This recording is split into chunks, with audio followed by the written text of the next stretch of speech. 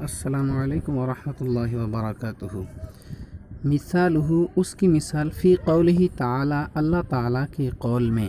کون سا قول؟ یتربصن بانفسہن ثلاثۃ قروء، اس قول میں کیا ہے؟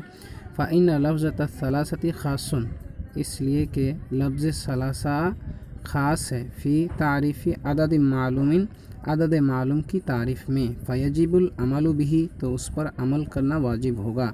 ولو حمل الاقراء، اور اگر قروء کو محمول کیا گیا، حمل کیا گیا، علی الاطہار، طہر پر، کما ذہب الیہ الشافعی، جیسا کہ اس کی طرف امام شافعی رحمۃ اللہ علیہ گئے ہیں، باعتبار، اس اعتبار سے، ان الطہر مذکر، کہ طہر مذکر ہے، دون الحیض، حیض نہیں۔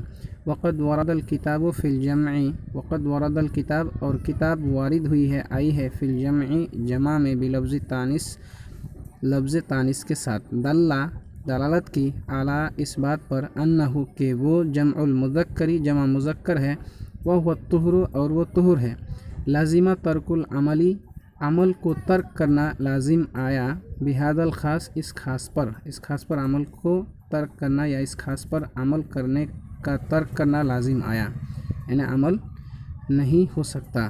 لأن من حملہ، اس لیے کہ جس نے اس کو حمل کیا، علی الطہر، طہر پر، لا یوجب، تو واجب نہیں کرے گا، ثلاثۃ اطہار، تین طہر کو، بلکہ طہرین، دو طہر، وبعض الثالث، اور تیسرے کا بعض، اور تیسرے کا بعض کیا ہے؟ وہو الذی، اور وہ ہے، وقع فیہ، جس میں واقع ہوئی، الطلاق، طلاق۔